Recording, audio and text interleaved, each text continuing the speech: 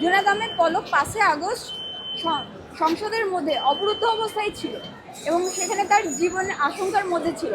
এমন সময় এবং এমন একই দিনে তাকে এই ধরনের মামলায় আসলে সম্পৃক্ত হওয়ার কোনো সুযোগ নেই। জুনায়েদ আহমেদ পলককে যাত্রাবাড়ি থানার মামলা নম্বর ২৬/৯/২৪-এ তাকে ৭ দিনের রিমান্ড চাওয়া হয় এবং এই যে মামলাটি হয়েছে মার্ডার মামলা, এই মামলার বাদী ছিল মরিয়ম বেগম, তার ভিকটিম হচ্ছে তার স্বামী, তিনি একজন সিএনজি চালক এবং এই ঘটনাটার তারিখ হচ্ছে ৫ আগস্ট এবং সময় হচ্ছে দুপুর ১:৩০।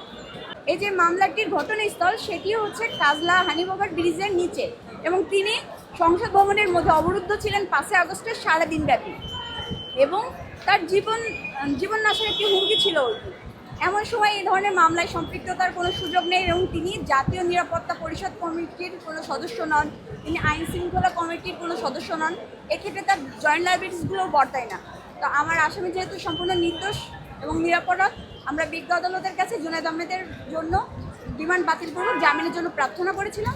পরবর্তীতে অপরপক্ষ ছিল, তারা জামিনের বিরোধিতা করে এবং দুপক্ষের শুনানি অন্তে পরবর্তীতে বিজ্ঞ আদালত ৪ দিনের রিমান্ড মঞ্জুর করে এবং এছাড়াও আরও ২টি মামলাতে তাকে গ্রেপ্তার দেখানো হয়, সেটিও যাত্রাবাড়ি থানার মামলা নাম্বার ৮/১/২৫ এবং যাত্রাবাড়ি থানার মামলা নাম্বার ১১/৯/২৫।